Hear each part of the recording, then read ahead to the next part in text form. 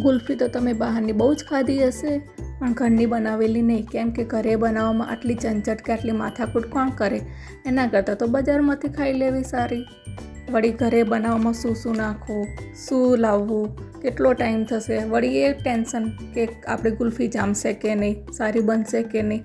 તો આ બધા જ પ્રોબ્લેમનું સોલ્યુશન આ વિડીયોમાં લઈને આવી છું. અને બહારની કેમિકલવાળી ગુલ્ફી કરતાં ઘરની બનાવેલી ચોખ્ખી અને બજાર કરતાં એકદમ સસ્તી અને સારી એવી ગુલ્ફી આજે આપણે બનાવીશું. અને આમાં નહીં તો માવો કે નહીં કોર્નફ્લાવર કે નહીં મિલ્ક પાવડર કે નહીં ક્રીમ કે મલાઈ કંઈ જ પણ આપણે નાખવાનું નથી. અને આજે આપણે ફક્ત 2 ઇન્ગ્રીડિયન્ટ્સથી બનાવીશું. તો અહીંયા સૌથી પહેલાં આપણે દૂધનું મેઝરમેન્ટ લેવાનું છે. તો હું અહીંયા 1 કપ લઉં દૂધનો, આપણે જે કપ માપ છે, તો અહીંયા 2 કપ દૂધ લઉં છું, એટલે કે 500 ml દૂધ લીધું છે. એને આપણે જાડા તળિયાવાળી કઢાઈમાં લેવાનું છે અને એને આપણે ગરમ કરવાનું છે. તો દૂધ ગરમ થાય છે ત્યાં સુધીમાં અહીંયા આપણે કાજુને પલાળી લઈશું ગરમ દૂધમાં. તો અહીંયા આપણે દૂધને ચલાવતા રહીશું, કારણ કે તળિયે ચોંટે નહીં અને જેમ જેમ કિનારીઓમાં ચોંટે એ રીતે આપણે એને હલાવતા રહીશું.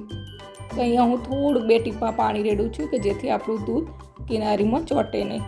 હવે અહીંયા આપણે દૂધને ચલાવતા રહીશું ત્યાં સુધીમાં અહીંયા આપણા કાજુ બદામ પલળી ગયા છે. તમે અહીંયા બદામ ના લેવી હોય તો ના લે, ઓપ્શનલ છે, એકલા કાજુ પણ લઈ શકો છો. તો હવે અહીંયા આપણે પલાળેલા કાજુને દૂધ સાથે મિક્સરમાં ક્રશ કરી લેવાના છે. તો અહીંયા તમારે બીજા ડ્રાયફ્રૂટ્સ નાખવા હોય તો પણ નાખી શકો છો. તો આ રીતે આપણે એને મિક્સરમાં ક્રશ કરી લઈશું અને આ રીતે દૂધ જેવો બની જશે. તો એકદમ સરસ પ્રોપર રીતે ક્રશ કરી લેવાનું છે. હવે આ મિશ્રણને આપણે દૂધની અંદર એડ કરીશું કે જેના લીધે આપણું દૂધ સરસ એકદમ સરસ ઘટ બનતું જશે. તો આપણે જેમ જેમ દૂધને ગરમ કરશું તેમ તેમ દૂધ ઘટ થતું જશે. હવે અહીંયા આપણે ખાંડ લીધી છે 1/2 કપ. તો અહીંયા ખાંડને આપણે કેરેમાઇલ કરવાની છે. તો એક પેનમાં આપણે ખાંડને આ રીતે પાથરી લેવાની છે.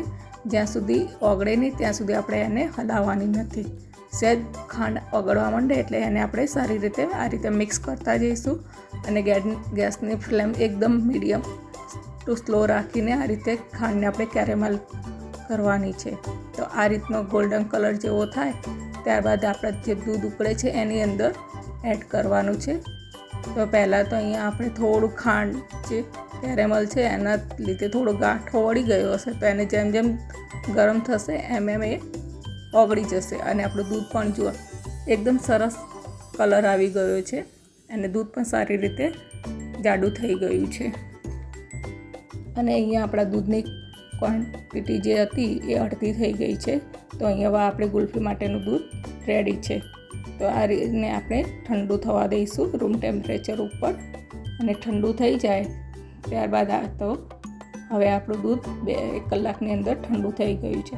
તો હવે આવા મોલ્ડ આવે છે, તો આવા મોલ્ડની અંદર તમે આ રીતે ગુલ્ફીનું મોલ્ડ છે એમાં આપણે ભરી લઈશું. અને જો તમારી જોડે ગુલ્ફીનું મોલ્ડ ના હોય તો જે ચાના કપ આવે છે એ લઈ શકાય છે, અથવા તો સ્ટીલના કપમાં પણ લઈ શકાય છે.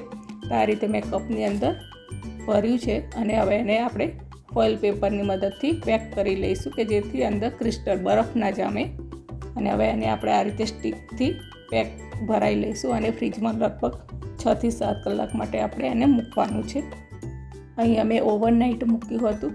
તો હવે 8 થી 9 કલાક પછી તમે જોઈ શકો છો કે આપણી ગુલ્ફી એકદમ સરસ જામી ગઈ છે અને એકદમ સરસ એનો કલર પણ આવી ગયો છે. તો એકદમ સરસ, બજાર કરતાં પણ સરસ ટેસ્ટી એવી આપણી ગુલ્ફી તૈયાર છે.